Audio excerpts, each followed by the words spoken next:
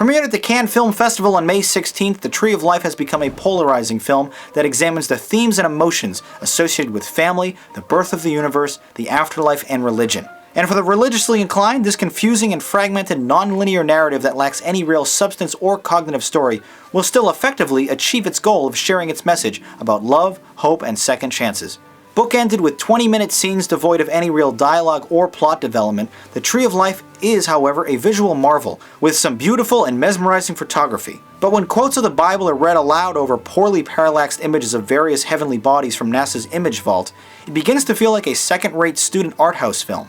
Far too preachy and pretentious for its own good, this film destines to be artsy for the sake of art, but never because such presentation is actually appropriate. When the plot proper finally settles into place, it is mishandled. The characters receive little backstory, motivation, or purpose, instead reduced to wandering figures on screen arguing with each other and sharing vague life lessons. Your mother's naive. It takes fierce will to get ahead in this world. Every one of these top executives, you know how they got where they are? Floated right down the middle of the river.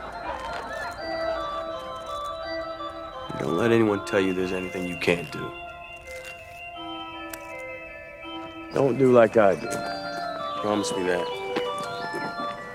I dreamed of being a great musician. I let myself get sidetracked. Set in the suburbs of America in the 1960s, Hunter McCracken stars as a young boy at odds with his abusive father, played by Brad Pitt. Between the constantly tilted handheld camera angles to the curiously pointless audio transitions and drops of silence, this film's greater message is muddled by its moody and unnecessarily boring delivery. Before anyone accuses me of not getting it, I'll admit that there are genuine moments of pure transcendence here, some interesting and emotionally provocative imagery set against moving sound and music. But the absence of actual substance or plot progression does not make an interestingly shot film meaningful or inspired, succeeding more as an experimental art film for those seeking an overtly religious message, and far less as a legitimately entertaining motion picture. The Tree of Life is dreadfully pompous, if arrestingly photographed.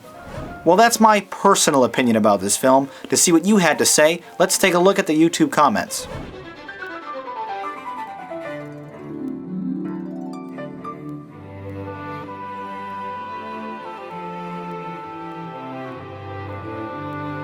The Rate-O-Matic now to put to rest our mixed opinions on The Tree of Life.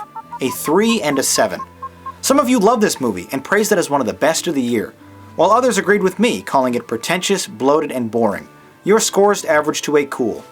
Visually stunning and some nice music to back up the visuals, but this film had little else going for it. Definitely not my pick for one of 2011's best. I thought it was bad.